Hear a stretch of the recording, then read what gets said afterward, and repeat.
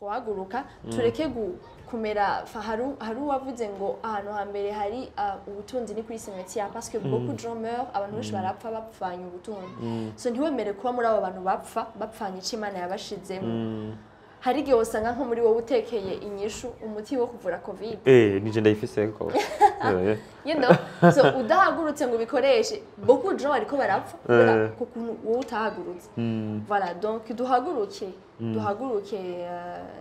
nico kintu cyo dufise twona ko rofete ya meza mko muramumva mu minsi sikubwiza gusa n'ubwenge arabufise muravyumva ko n'ubwenge abufise. Bon, d'abord kera sinavyumvira ko je nshobora kuja mu vy'amisi kuko nabona umengo ni kuri mu mannequin kutambuka nyene hama bigahera mugabo par après naronse umuntu abisigurira neza arambwira yuko c'est beaucoup plus umuntu afise imigambi ashobora gushikiriza yo guteza imbere igihugu no kwiteza imbere nawe nyene ubwiwe mugabo kandi bakishara ivyo bindi vy'akaranga ubwiza n'ibindi.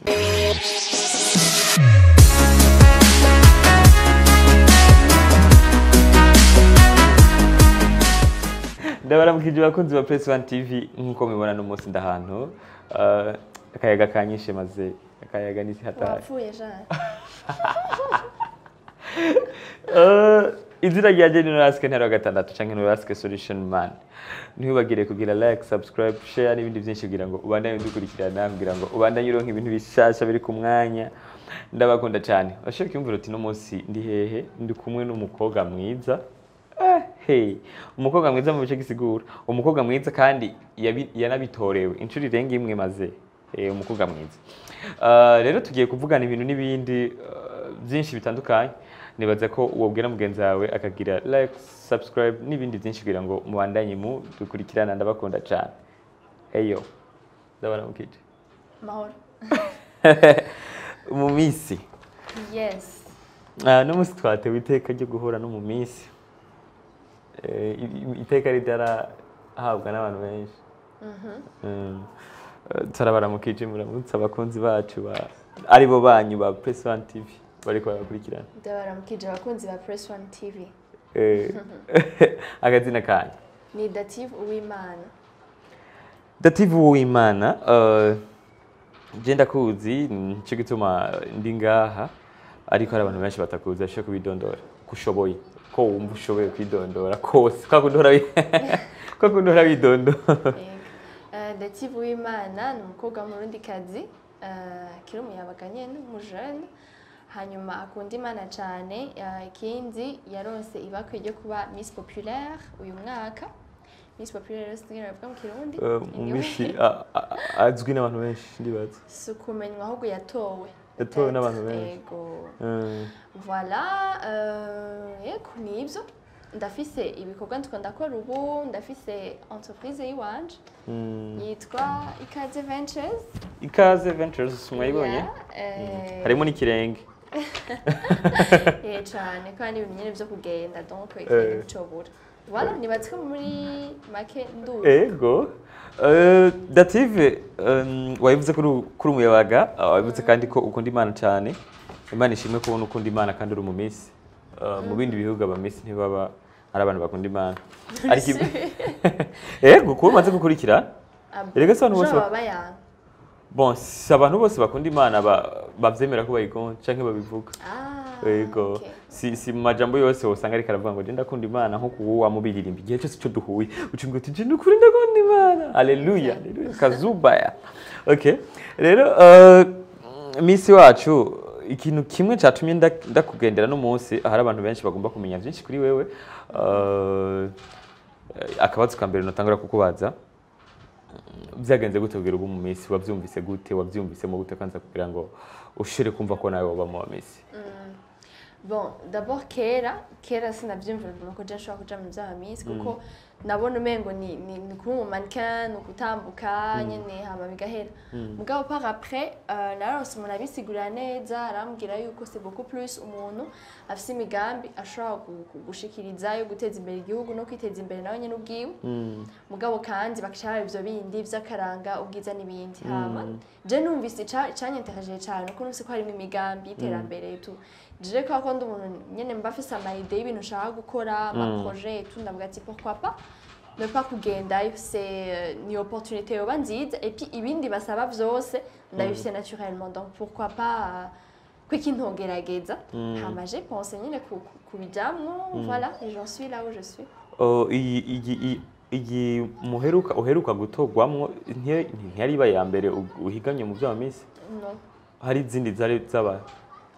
Hariho yari ya Miss Burundi 2018 muga ntiyaheze byaheze tugeze muri demi-finale enfin nako hari hasigaye 2 semaines habe finale turabihagarika donc ntibyashoboye kubandanya puis par après hari izindi compétition internationale cyangwa navuga au niveau de l'Afrique yari censé kuba muri Nigeria muga nayo ntiraba kubera haciye haza covid et puis amavoyage araba un peu dur kuza turakora et tout kugeza n'ubu rero ntibiraba yani izo novuga zibiri nagiyemo avant iyi.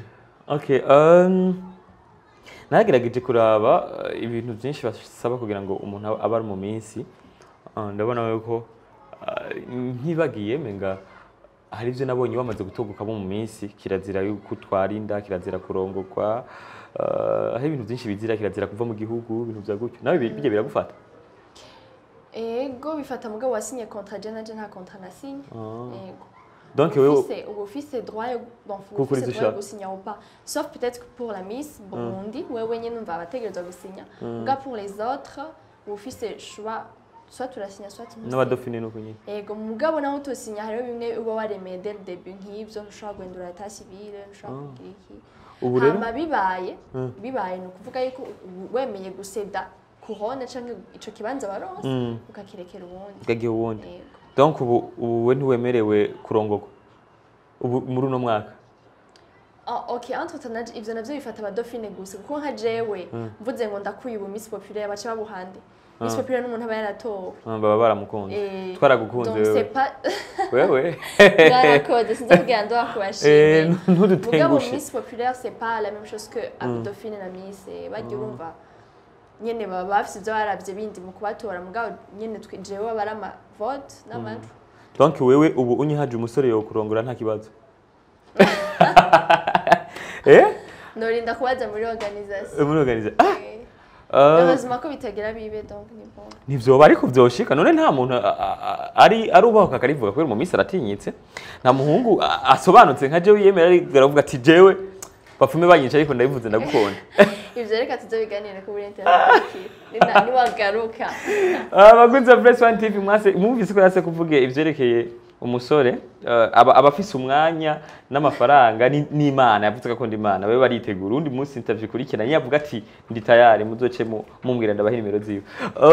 Akari kabazo gakurikira byagenze gute kugira ushire kwiyumvira gukora ibintu vyawe Ikaze Ventures bimeze gute ukora iki byatanguye gute kugira ushire kuvyumvira kubera ko kuba ari mu minsi vyari menga ari gucuguma muhira menga iryo zina kuba uri minsi byonyene vyari kuzana amafaranga byagenze gute gushira gukora ikintu nk'iki ndagusanze uri ku kazi deja umbabare ko ndagusanze menga amasaha yo gufungura yarageze nibaza ko baca bizana mu kanya dusangira.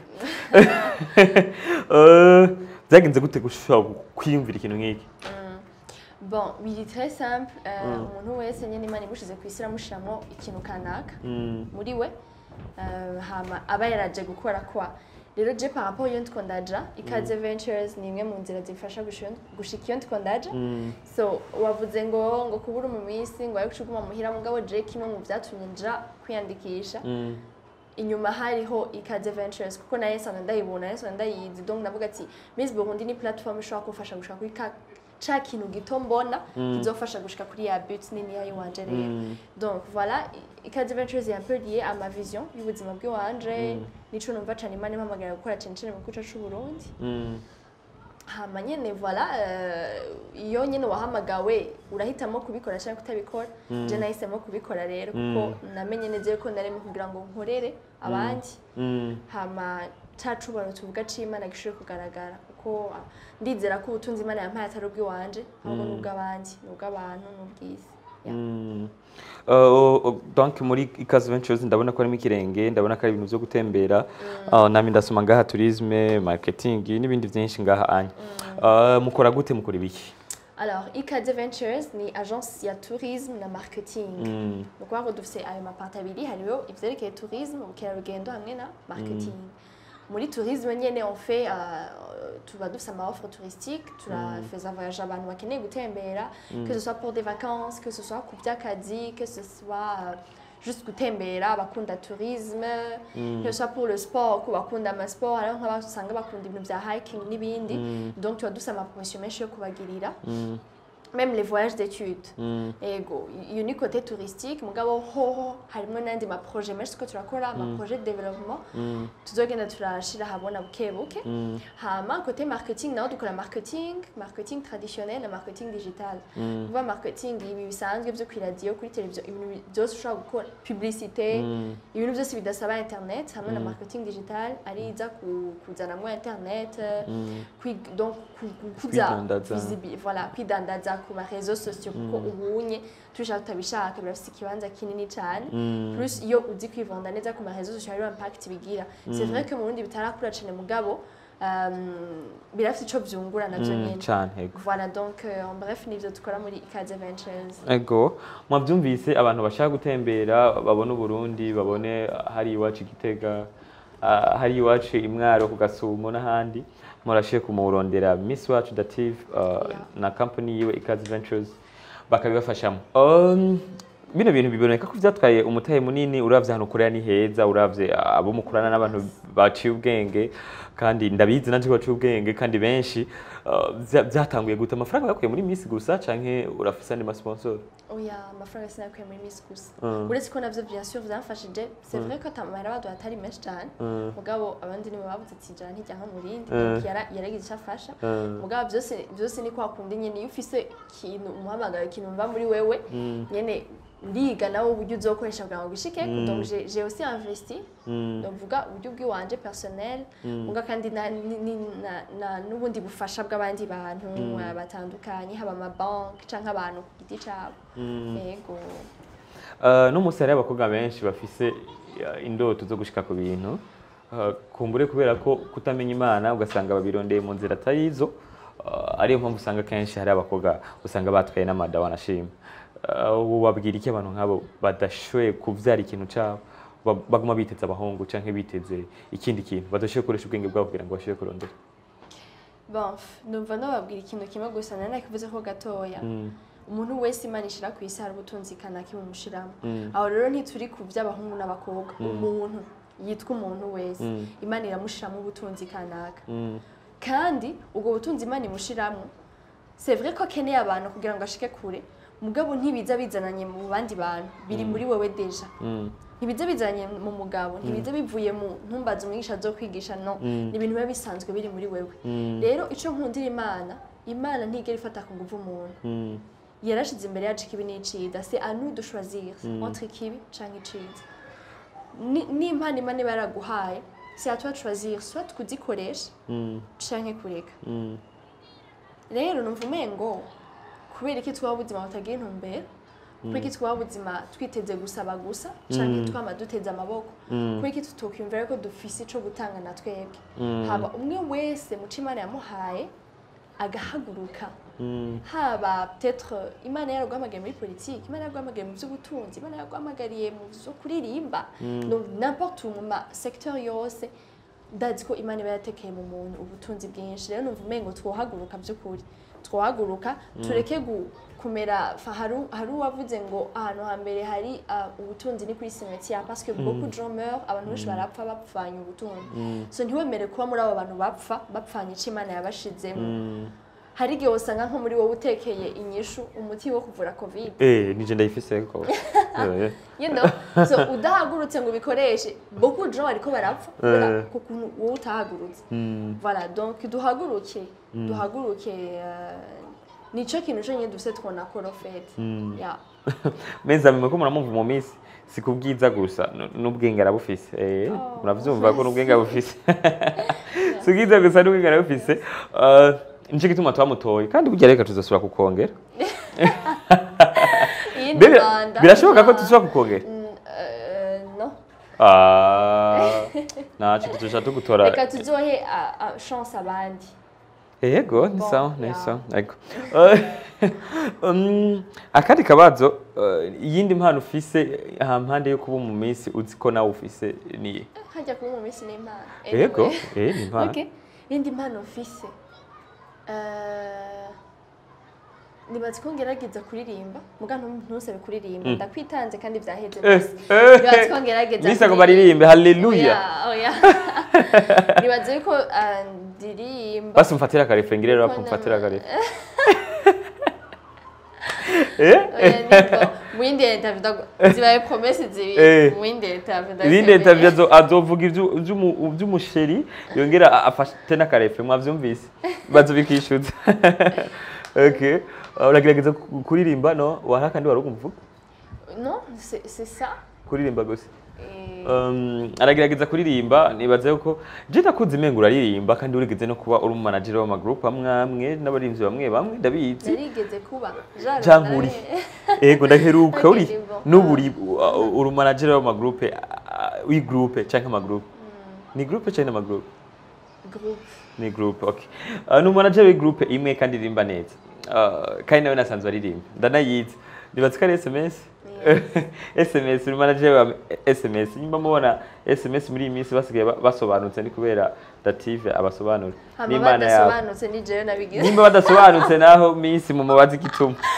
Wow. Okay. Bigenda gute ushobore gufasha mu muziki abantu nk'abaje? Bigenda gute? Wabitanguye gute byagenze gute? Hoho ufasha iki? Okay, nkuko yavuze ni management. Hama management nyene bisaba ko ufite sense ya organisation, ushobora gutegura ibintu ibi n'ibi et tout. Rero naye sanze ndabizi kandi ndabikora kuva barambonye mu bwo butunzi. Hama nabitanguye vraiment keke haretse nibaza nk'imyaka nkine. Wari bwabe na miss kikiyagi? Ubitangura? Non.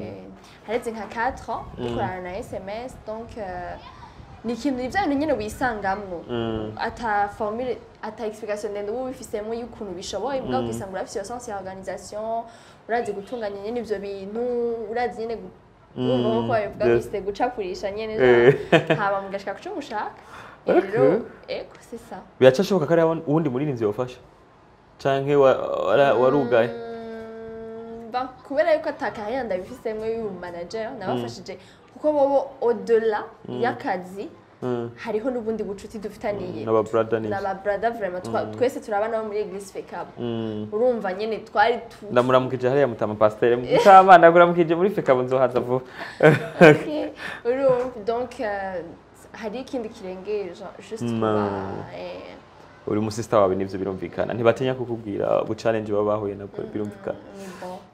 Okay, ngomba ndakubaza utubazo dutatu twihuta hama tuse kuba turangije urabona ko amasaha ageze kure bivanye n'amasaha muri ko murarabira kino kiganiro twakikoze amasaha ageze kure ariko nibaze ko muguye neza nibaze ko ari sawa cyane so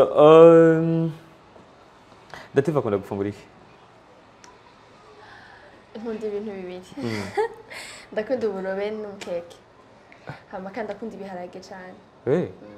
Si wari umubo ariko menga ntitwagutoye nk'umubo menga twagutoye nk'umurimo yamba atari umumoso erega iwacu mukiye umugesera mu bugesera bugesera shime ngo nditutse anyway donc iwacu buratse ko hahimbuka ibiharage cyane donc ndakunda ibiharage cyane muga si ndakunda umukeke.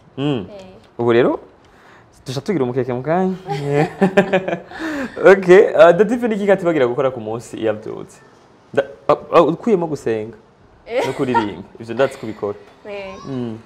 Ikindi tubagira gukora ku munsi niki?